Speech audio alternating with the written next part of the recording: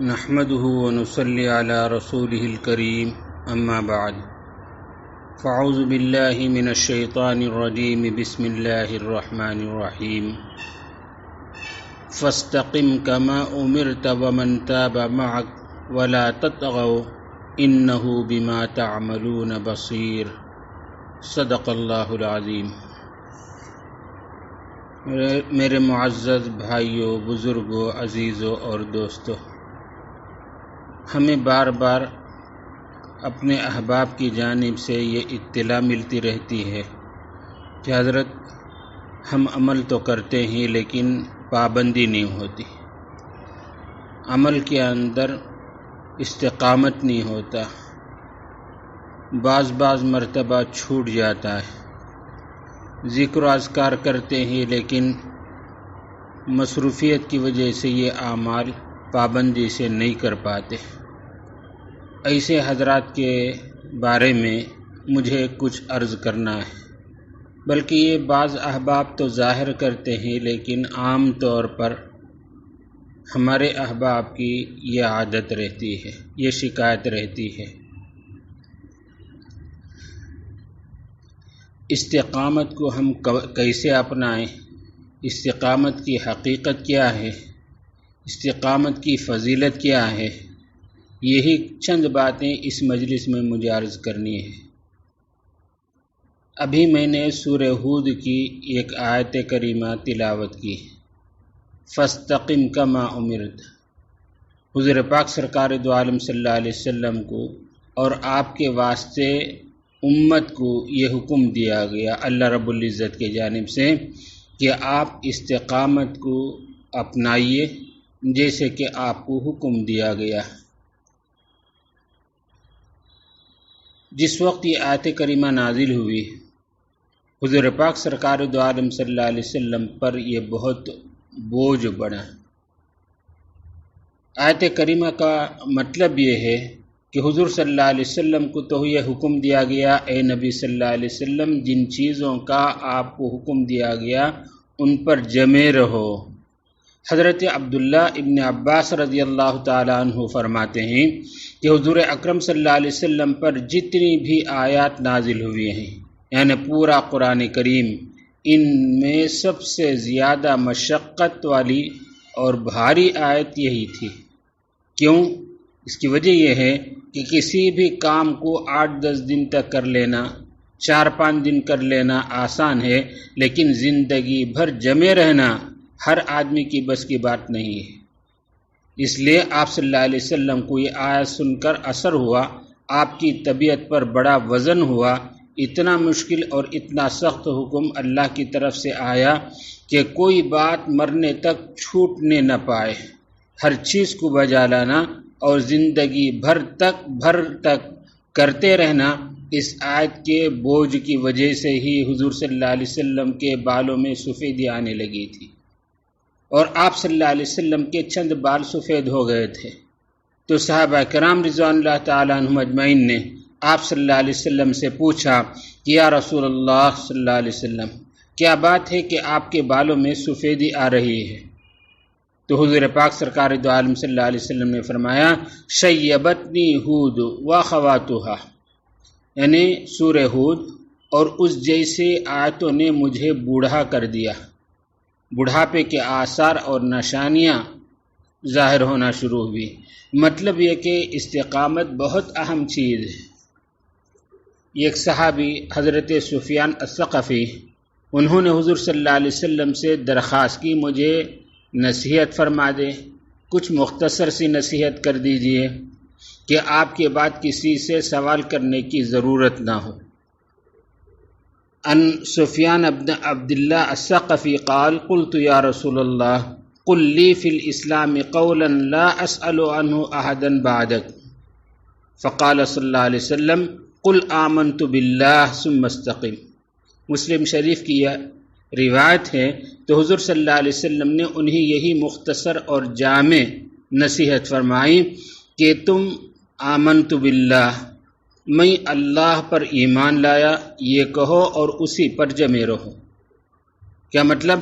کہ اللہ پر ایمان لایا کہہ دینا صرف اتنا ہی نہیں بلکہ ایمان پر اور اس کے تقاضوں پر ہمیشہ کے لیے جم جاؤ، چاہے تمہیں جلا دیا جائے، چاہے تمہارے ٹکڑے ٹکڑے کر دیے جائیں، لیکن کوئی چیز تمہارے ایمان سے ہٹا نہ سکے۔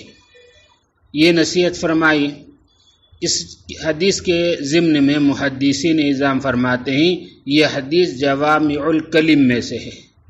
جوامع الکلم کا مطلب یہ کہ حضور پاک سرکار دو عالم صلی اللہ علیہ وسلم مختصر الفاظ ارشاد فرماتے ہیں لیکن پوری شریعت اس میں سما جاتی ہے۔ قل آمنت باللہ، یہ جو پہلا جملہ ہے اس میں سارے عقائد آ گئے۔ ثم استقم، اس کے اندر جو ساری عبادتیں ہیں وہ بھی آ گئی، وہ چاہے اوامر کے لین سے ہو یا نواہی کے لین سے ہو۔ جن کاموں کا کرنے کا حکم دیا گیا اس پر بھی جمے رہیں، ان کو بجا لائیں، اور جن چیزوں سے روکا گیا ان کو بھی استقامت کے ساتھ بجا لائیں، یعنی ان سے اپنے اندر نہ لائیں۔ تو یہ استقامت کا وہ حکم ہے جو زندگی بھر کے لیے ہے، چند دنوں کے لیے نہیں ہے۔ حضرت امام غزالی علیہ الرحمہ ایک جگہ لکھتے ہیں کہ دنیا کے اندر ایمان پر اور اعمال صالحہ پر چلنا ایسا ہی ہے جیسے کہ پل صراط پر چلنا۔ پل صراط پر چلنا کتنا مشکل ہے، ایسے ہی اعمال صالحہ پر جمے رہنا اور مرتے دم تک اس پر قائم رہنا یہ انسان کے لیے بہت مشکل ہے، لیکن جب انسان کوشش کرتا ہے تو اللہ تعالیٰ اس کے لیے آسان کر دیتے ہیں۔ حضرت ابو بکر صدیق رضی اللہ تعالیٰ عنہ نے استقامت کی تفسیر یہ کی، ایک دفعہ اللہ پر ایمان لایا، یہ کہہ دیا تو مرتے دم تک اس پر جمے رہے، کسی بھی حال پر ایمان کو نہ چھوڑے، اس کا نام استقامت ہے۔ حضرت معاذ بن جبل رضی اللہ تعالیٰ عنہ کو حضور صلی اللہ علیہ وسلم نے یہی نصیحت فرمائی کہ تم اللہ پر ایمان لاؤ، اس کے ساتھ کسی کو شریک مت ٹھہراؤ اگرچہ تمہیں قتل کر دیا جائے۔ حضرات صحابہ اکرام رضوان اللہ تعالیٰ عنہم اجمعین کے واقعات کو دیکھیں، اس زمانے پر ایمان پر جمے رہنا کتنا مشکل تھا، کیسے استقامت کے ساتھ جمے رہے، اور ایمان پر جمے رہنے میں کس طریقے سے انہوں نے مصائب تکالیف کو برداشت کیا، لیکن اس ایمان کو اور اسلام کو ہاتھ سے نہیں چھوڑا۔ حضرت عبداللہ ابن حذافہ رضی اللہ تعالیٰ عنہ کی ایمان پر استقامت کی ایک تاریخ ہے، ایک واقعہ ہے۔ حضرت عمر فاروق رضی اللہ تعالیٰ عنہ کے دور خلافت میں ایک لشکر روم کے بادشاہ قیصر کے پاس ان کو بھیجا گیا۔ قیصر روم کے بادشاہ کا لقب ہوا کرتا ہے۔ رومیوں کی تعداد تو بہت زیادہ تھی اور مسلمانوں کی تعداد بہت کم تھی۔ روم کے بادشاہ نے اعلان کیا جس طرح ہو سکے مسلمانوں کو دھوکے سے میرے پاس لے آؤ۔ چنانچہ ایک دکے مسلمان کہیں ملتے تو قید کر کے قیصر روم کے سامنے لے جاتے۔ ایک جماعت اسی طریقے سے مسلمانوں کی پکڑی گئی تو فوج نے ان کو قیصر روم کے سامنے حاضر کیا۔ ان میں ایک صحابی حضرت عبداللہ ابن حذافہ تھے، وہ بھی پکڑے گئے۔ یہ بہت بڑے کامل الایمان تھے، تو قیصر روم نے انہیں امتحان لیا، آزمایا، اور ان سے بلا کر کہا کہ اگر تم اسلام کو چھوڑ کر عیسائیت کو اختیار کر لو گے تو تمہاری جان بخش دی جائے گی، تمہیں کوئی تکلیف نہیں دیا جائے گا، نہ تمہیں قتل کیا جائے گا، نہ کوئی ایذا پہنچائی جائے گی۔ تو فرمایا ایمان تو کسی حال میں نہیں چھوڑ سکتا۔ تو بادشاہ نے کہا تو پھر مرنے کے لیے تیار ہو جاؤ۔ تو حضرت عبداللہ ابن حذافہ نے فرمایا ٹھیک ہے، میں مرنے کے لیے بالکل تیار، لیکن ایمان ہاتھ سے نہیں چھوڑ سکتا۔ قیصر روم نے جلادوں سے کہا سولی لٹکاؤ۔ چنانچہ سولی کا تختہ لٹکایا گیا اور اس نے ہدایت کی کہ ایک تیر نکال کر اس کے ہاتھ کے پاس سے لگایا جائے اور کمان کو کھینچا جائے، اور ان کو پھر سے کہا جائے کہ ایمان چھوڑ دو۔ ایک تیر نکال کر اس کے ہاتھ کے پاس سے لگایا گیا اور کمان کھنچوایا گیا۔ ان کو پھر کہا دیکھو اب بھی موقع ہے، تیر چھوٹنے والا ہے، اب بھی تم عیسائی بن جاؤ گے، اسلام چھوڑ دو گے، تمہاری جان بچ جائے گی۔ چنانچہ جلادوں نے جب اس طریقے سے انہیں تیر کا نشانہ بنایا اور پھر ان کو کہا اسلام چھوڑ دو، تو کہنے لگا چاہے جان چلی جائے میں اسلام چھوڑنے کے لیے تیار نہیں۔ تو انہوں نے آزمایا ایمان کے اندر یہ اتنا مضبوط ہے، تو پھر بادشاہ نے حکم دیا ایک اور تدبیر کرو شاید یہ مان جائے۔ ایک بڑی دیگ میں تیل گرم کروایا، اور جب تیل کھولتا ہوا بہت ہی گرم ہو گیا تو ایک مسلمان قیدی کو بلایا گیا اور اس دیگ کے اندر اس کو ان کے سامنے حضرت عبداللہ بن حذیفہ کے سامنے ڈال دیا، جس کی وجہ سے اس مسلمان کا گوشت تو فوراً گھل گیا اور ہڈیوں کا ڈھانچہ نظر آنے لگا۔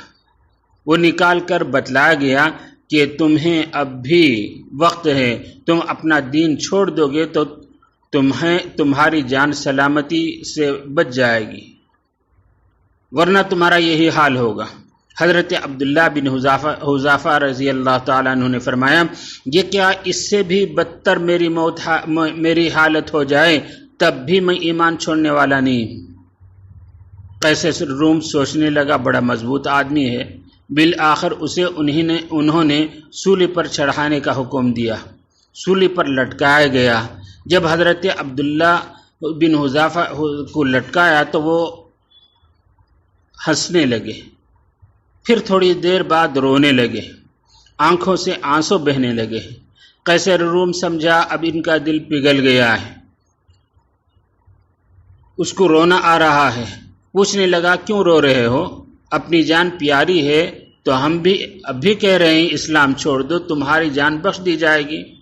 فرمایا میں اپنی جان کی خاطر نہیں رو رہا ہوں، بلکہ مجھے افسوس اس بات پر ہے کہ میرے پاس فقط ایک ہی جان ہے، کاش میرے بدن پر جتنے بال اللہ تعالیٰ نے دی ہیں اگر اتنے بال کی جگہ اتنی جانیں دے دیتا تو اتنی مرتبہ اللہ کے راستے میں شہید ہو جاتا، لیکن افسوس ہے کہ میں اللہ کے راستے میں ایک ہی جان دے رہا ہوں، اس افسوس پر میں رو رہا ہوں۔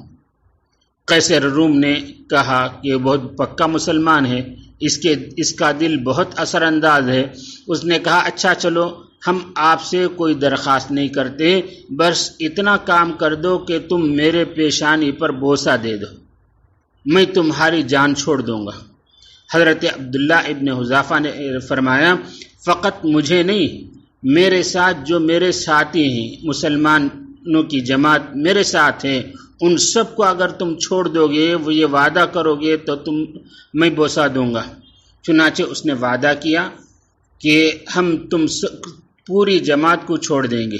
عبداللہ ابن حذیفہ رضی اللہ تعالیٰ عنہ نے قیصر روم کی پیشانی پر بوسہ دیا۔ اس میں کیا حرج ہے کہ ایک انسان ہے، اس کی پیشانی کو چوم لیا، چنانچہ ان کو اور ان کے ساتھیوں کو چھوڑ دیا گیا۔ سارا لشکر مدینہ منورہ تشریف لائے۔ حضرت عمر فاروق رضی اللہ تعالیٰ عنہ کو ان کے استقامت کا علم ہوا تو حضرت عمر فاروق رضی اللہ تعالیٰ عنہ کھڑے ہو گئے اور حضرت عبداللہ ابن حذیفہ رضی اللہ تعالیٰ عنہ کے پیشانی کو بوسہ لیا اور ان کی اس حسن تدبیر کی تعریف کی۔ تو میرے دوستو بتلانا یہ ہے کہ اس آیت میں جو نعمتیں ہیں وہ ایسے کامل ایمان والوں کے لیے کہ جو دنیا میں حالات تو آتے ہیں اور اہل ایمان پر آزمائش آتی ہیں، تو اصل ایمان کا امتحان یہی ہے کہ کچھ بھی ہو جائے لیکن ایمان ہاتھ سے نہ چھوٹنے پائے۔ حضور پاک سرکار دو عالم صلی اللہ علیہ وسلم نے صحابہ کرام رضوان اللہ تعالیٰ عنہم اجمعین کی اسی طریقے سے تربیت کی۔ چونکہ ایک ایک صحابی کا واقعہ دیکھ لیجئے، کسی بھی حالت کے اندر جیسے بھی ان کی آزمائش اور امتحان کا مرحلہ آیا، دو چیزیں ہیں، ایک ہے ایمان پر استقامت اور دوسری چیز ہے عمل پر استقامت۔ ایمان پر استقامت کا مطلب یہ کہ اللہ کا وحدانیت پر ایمان لے آئے، حضور پاک سرکار دو عالم صلی اللہ علیہ وسلم کے رسالت پر ایمان لائے اور گواہی دیا، اور مرتے دم تک اسی عقیدے پر وہ قائم رہا، ایمان پر قائم رہا۔ دوسری چیز اعمال پر استقامت۔ اللہ تبارک و تعالی نے حضور پاک سرکار دو عالم صلی اللہ علیہ وسلم کے واسطے سے ہمیں جو اعمال کرنے کا حکم دیا ہے، چاہے وہ اوامر کے اعتبار سے ہو جن کو بجا لائیں، چاہے وہ نواہی کے اعتبار سے ہو جن سے رکنے کا حکم دیا گیا، تو مرتے دم تک وہ اعمال کی پابندی ہمارے اندر پیدا ہو جائے، یہ ہے عمل کی استقامت۔ صحابہ کرام رضوان اللہ تعالیٰ عنہم اجمعین کے سینکڑوں واقعات میں جیسے ایمان پر استقامت کی واقعات موجود ہیں، اسی طریقے سے عمل پر استقامت کے واقعات بھی موجود ہیں۔ آپ نے سنا ہو تسبیحات فاطمہ، حضور پاک سرکار دو عالم صلی اللہ علیہ وسلم نے اپنے چہیتی اور لخت جگر حضرت فاطمہ رضی اللہ تعالی عنہ کے خادمہ کے مطالبہ کرنے کے درخواست پر آپ نے حضرت فاطمہ رضی اللہ تعالی عنہ کی تلقین کی کہ سونے سے پہلے 33 مرتبہ سبحان اللہ، 33 مرتبہ الحمدللہ اور 34 مرتبہ اللہ اکبر پڑھ لیا کرو، یہ تمہارے غلام اور لونڈیوں سے زیادہ بہتر ہے۔ مقصد یہ کہ یہ کلمات آخرت میں کام آنے والے ہیں۔ غلام باندیاں تو دنیا کی چیز ہے، تھوڑے دن کے اندر تھکان تو ختم ہو جائے گی، یہ غلام باندیاں بھی ختم ہو جائیں گے، یہ کلمات ہمیشہ کے لیے محفوظ رہیں گے۔ حضرت فاطمہ رضی اللہ تعالیٰ عنہ کے واسطے سے حضور پاک سرکار دو عالم صلی اللہ علیہ وسلم نے یہ 3 تسبیحات کی امت کو تلقین کی تھی۔ حضرت علی رضی اللہ تعالیٰ عنہ کے متعلق ارشاد ہے، فرماتے ہیں کہ جس رات سے میں نے حضور پاک سرکار دو عالم صلی اللہ علیہ وسلم سے یہ تسبیحات سنی، اس دن سے لے کر مرتے دم تک کبھی نہیں چھوٹی، یہاں تک کہ جنگ صفین میں بھی رات میں کچھ تاخیر سے بھی پڑھ ہی لی، اتنی استقامت تھی۔ حضور صلی اللہ علیہ وسلم سے جب سے یہ کلمات سنے، مرتے دم تک کبھی ایک مرتبہ بھی، ایک دن بھی ان تسبیحات کو، تسبیحات فاطمہ کو نہیں چھوڑا۔ ہم اور آپ اپنے اعمال پر نظر ڈالیں، کتنی معمولی تسبیح ہے، کیا ہم نے سننے کے بعد اس پر عمل کیا کہ نہیں؟ کتنے دن عمل کیا؟ ہمارے اندر یہ استقامت ہے کہ نہیں ہے؟ کتنے دن ایسے ہمارے گزر جاتے ہیں کہ سونے سے پہلے یہ تسبیحات فاطمہ پڑھنے کی نوبت اور توفیق نہیں ملتی، حالانکہ معمولی کلمات ہیں، مختصر وقت کے اندر ان کو پڑھایا جا سکتا ہے، لیکن ہمارے اندر کتنا عمل کے اندر استقامت ہے، ذرا سوچ لے۔ ایک طرف تو صحابہ کرام کا عمل ہے اور دوسرے ہمارا عمل ہے، کتنا بونے بعید بہت بڑا فرق ہے ہمارے اور صحابہ کے عمل کے درمیان۔ حضور پاک سرکار دو عالم صلی اللہ علیہ وسلم نے ایک مرتبہ چاش کی نماز کی فضیلت بتائی۔ سورج طلوع ہونے کے بعد تقریباً 15-20 منٹ کے بعد اشراق کی نماز، اور جب دن کا چوتھائی حصہ گزر جائے، دھوپ کے اندر ذرا تیزی آ جائے، زمین پر پیر رکھنے سے گرمی پیدا ہو، تو یہ وقت چاش کی نماز کا وقت ہے، زوال سے پہلے تو اس وقت بھی 4 رکعت چاش کے نام سے پڑھی جاتی ہے۔ حضرت عائشہ صدیقہ رضی اللہ تعالیٰ عنہا فرماتی ہیں، یہ چاش کی نماز شروع کر دی جب سے میں نے یہ پڑھی، اب اتنی پابندی ہے کہ روایت کے اندر ہے، حضرت عائشہ فرماتی ہیں اگر میرے ماں باپ بھی قبر سے اٹھ کر آ جائیں تب بھی میں یہ نماز نہیں چھوڑ سکتی۔ کون آ جائے؟ میرے باپ حضرت ابو بکر صدیق رضی اللہ تعالیٰ عنہ، اگر وہ بھی قبر سے اٹھ کر آ جائے تو کتنی خوشی ہوگی۔ ایسی خوشی کے حالت میں بھی میں چاش کی نماز کو نہیں چھوڑ سکتی۔ ان حضرات صحابہ کرام رضوان اللہ تعالیٰ عنہم اجمعین کو آخرت پر یقین تھا، ایمان پر ملنے والی نعمتوں پر یقین تھا، ذکر پر، تلاوت پر، نماز پر، اللہ نے جو نعمتیں بتلائیں اس پر یقین تھا، 100% یقین تھا، ذرہ برابر کسی کو شک نہیں تھا۔ اس لیے ان کے لیے اعمال کرنا آسان تھا۔ یہ ایک دو واقعات نہیں بلکہ اس طریقے سے سینکڑوں واقعات ہیں۔ ایک مرتبہ حضرت جابر بن سلیم رضی اللہ تعالیٰ عنہ حضور صلی اللہ علیہ وسلم کی خدمت میں تشریف لائے اور عرض کیا یا رسول اللہ کچھ نصیحت فرما دیں، تو آپ علیہ الصلوۃ والسلام نے فرمایا لا تسبن احدا، دیکھو کسی کو گالی نہ دینا۔ تو حضرت جابر بن سلیم رضی اللہ تعالی عنہ فرماتے ہیں فما سببت بعده احدا لا حرا ولا عبدا ولا بعیرا ولا شاتا، جب سے آپ علیہ الصلوۃ والسلام نے مجھے حکم دیا کہ کسی کو نہ گالی نہ دینا، تو اس وقت سے میں نے کسی کو گالی نہیں دی، نہ آزاد کو نہ غلام کو، انسان تو انسان، کسی جانور کو بھی نہیں، نہ کسی اونٹ کو اور نہ کسی بکری کو برا بلا کہا۔ تو بہرحال آدمی اگر ہمت کرے تو استقامت پر رہنا کوئی اس کے لیے مشکل نہیں ہے۔ آخرت پر، دنیا کی اعمال پر آخرت میں جو نعمتیں ملنے والی ہیں، جو آخرت کے اندر اسے آنے والی نعمتیں ہیں، ان نعمتوں پر دھیان اور یقین ہو جائے تو انشاءاللہ اپنے اندر استقامت کی توفیق، استقامت کا جذبہ پیدا ہو سکتا ہے، استقامت کے ساتھ آدمی عمل کر سکتا ہے۔ اس لیے ہم ہمت کریں تو آخرت کے ثواب، آخرت کے نعمتوں پر ہم یقین رکھیں۔ دنیا فانی ہے، جو کچھ دنیا کے اندر حاصل ہونے والی وہ بھی فانی، آخرت دائمی، اس کے اندر جو بھی نعمتیں ملنے والی وہ ہمیشہ ہمیشہ کی اور یقینی نعمت ہے۔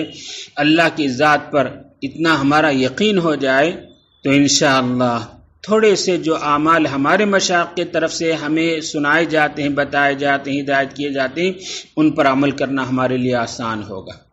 انہی میں سے جو ابھی بتائے گی، سونے سے پہلے یہ تسبیحات فاطمہ کا اہتمام ہو، صبح و شام کی 3 تسبیحات کا اہتمام ہو، اور روزانہ تلاوت کا بھی اہتمام ہو، اور نماز کو، 5 وقتہ نماز کو تکبیر تحریمہ کے ساتھ اور صف اولیٰ کے اہتمام کے ساتھ پڑھنے کا اگر اہتمام کر لیں، اور تلاوت کا روزانہ جتنا ہو سکے اہتمام کر لیں، اور اس کے ساتھ ساتھ وقتیہ مسنون دعاؤں کو بھی ہم اہتمام سے پڑھنے والے بنیں۔